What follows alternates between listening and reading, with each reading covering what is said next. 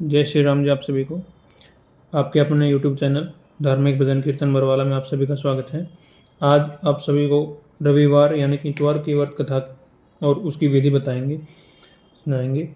रविवार व्रत कथा की विधि किस प्रकार है। यह व्रत सभी मनोकामनाओं की पूर्ति करने वाला है, मान सम्मान में वृद्धि और शत्रु क्षय करने वाला है।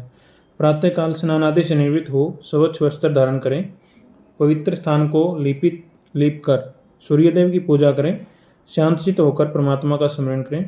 भोजन एक समय ही करें, तेल व नमक युक्त भोजन न करें।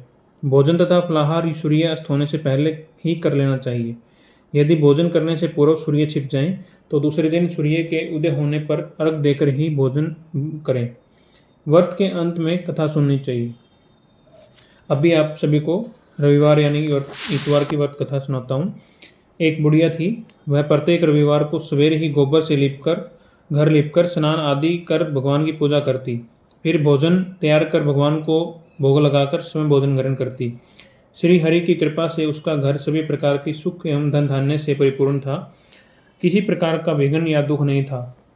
सब प्रकार से घर में आनंद रहता था। उसकी एक पड़ोसन जिसकी गऊ का गोबर वह बुढ़िया रोज लाया करती थी, उस बुढ़िया की संपन्नता से जलने लगी। वह विचार करने लगी कि यह वृद्धा सर्वदा मेरे गऊ का गोबर ले जाती है, इसलिए अगले दिन से वह अपने गऊ को घर से भीतर बांधने लगी। यह रविवार का दिन था। बुढ़िया गाय का गोबर न मिलने के कारण अपना घर न लीप सकी।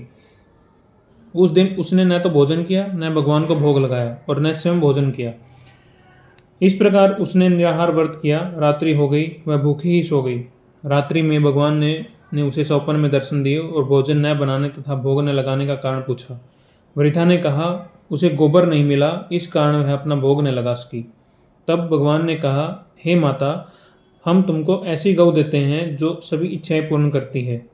क्योंकि तुम हमेशा रविवार को पूरा घर गौ से के गोबर से लीपकर भोजन बनाकर मेरा भोग लगाकर ही स्वयं भोजन करती हो, इससे मैं बहुत प्रसन्न हूँ। मैं निर्धन को धन और भांज स्त्रियों को पुत्र देकर उनके दुखों को दूर करता हूँ और अंत समय में मोक्ष देता हूँ। स्वप्न में ऐसा वरदान देकर भगवान अंतर्धान हो गए। प्रातः जब वृद्धा की आंखें खुली तो उसने देखा कि आंगन में एक अति सुंदर गौ और बछड़ा बंधे हुए हैं। गऊ और बछड़े को देखकर वह वृद्धा अत्यंत प्रसन्न हुई और उन्होंने उनको घर से बाहर बांध दिया, वहीं उनके खाने के लिए चारा भी डाल दिया। तो जब उसकी पड़ोसन ने बुढ़िया के घर के बाहर एक अति सुंदर गऊ और बछड़े को बंधा देखा तो द्वेष के कारण उसका हृदय जल उठा। जब उसने देखा कि गऊ ने सोने का गोबर किया है और वह चोरी से उसके गऊ का गोबर उठाकर ले गई, उसने गऊ का गोबर उसकी जगह पर रख दिया। वह प्रतिदिन ऐसा करती। सीधी सादी बुढ़िया को उसकी इस चालाकी की कोई खबर नहीं हुई। सर्वव्यापी ईश्वर ने सोचा कि चालाक पड़ोसन के कर्म से बुढ़िया ठगी जा रही है, इसलिए एक दिन भगवान ने संध्या के समय अपनी माया से बड़े जोर की आंधी चला दी। बुढ़िया ने आंधी के भय से अपनी गऊ को घर के भीतर बांध दिया। प्रातःकाल उठकर जब वृद्धा ने देखा कि इस गऊ ने सोने का गोबर दिया है तो उसके आश्चर्य की सीमा न रही।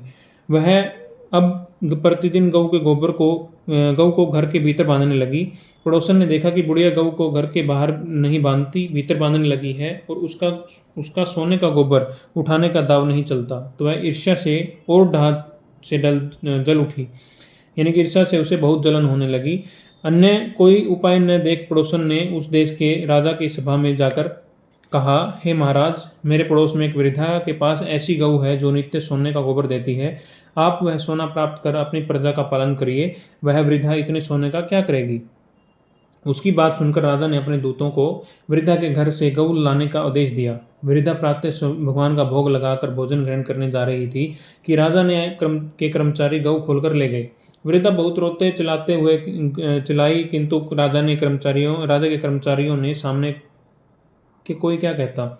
उस दिन वृद्धा गऊ के वियोग में भोजन न कर सकी और रात भर रो रोकर ईश्वर के से गऊ को पुनः लाने के लिए प्रार्थना करती रही। राजा गऊ को देखकर बहुत प्रसन्न हुआ, लेकिन अगले दिन जब सुबह जैसे ही उठा तो सारा महल गोबर से भरा हुआ दिखने लगा। राजा यह देखकर घबरा गया। भगवान ने राजा को स्वप्न में कहा, हे राजन, गाय वृद्धा को लौटाने में ही तेरा भला है। उसके रविवार के व्रत से प्रसन्न होकर मैंने यह गऊ उसे दी थी। प्रातः होते ही राजा ने वृद्धा को महल में बुलाकर बहुत से धन के साथ सम्मान सहित गाय बछड़ा उसे लौटा दिया और अपने कार्य के लिए उसे क्षमा प्रार्थना की। इसके बाद राजा ने अपनी पड़ोसन को बुलाकर उचित दंड दिया। इतना करने के बाद राजा के महल से गंदगी दूर हुई। उसी दिन से राजा ने अपने नगरवासियों को आदेश दिया कि इस राज्य में की समृद्धि और उसकी समस्त मनोकामनाओं को पूर्ति के लिए रविवार का व्रत करें। व्रत करने से नगर के लोगों को सुखी जीवन व्यतीत करने लगे। अब कोई बीमारी तथा प्रकृति का प्रकोप उस नगर पर नहीं था। राजा की सारी प्रजा सुख से रहने लगी और अंत में राजा भी मोक्ष को प्राप्त होकर वैकुंठ को गए। बोलिए सूर्यदेव भगवान की जय। अभी रविवार जी की आरती यानी सूर्य भगवान जी की आरती करेंगे। कहूँ लगी आरती दास करेंगे, एक सकल जगत जाकी जोत बिराजे, अमित कोटि जाकी बाजा बाजे, कहा भयो जनकार कहे हो राम।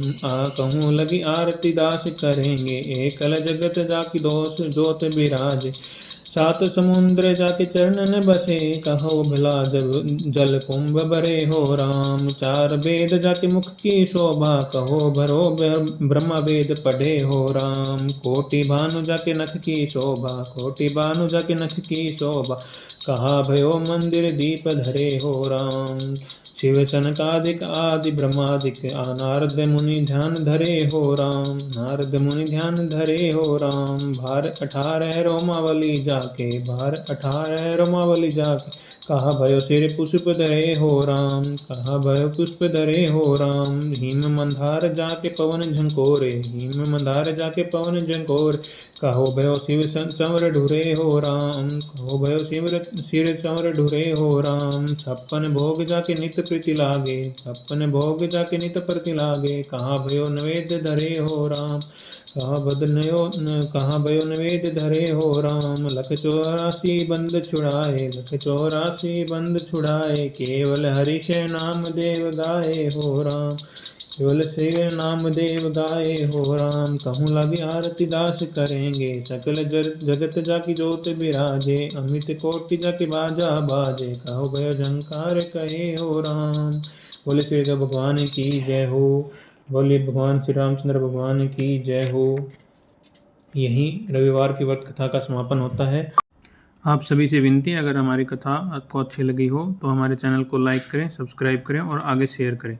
जय श्री राम। भगवान सबका भला करे।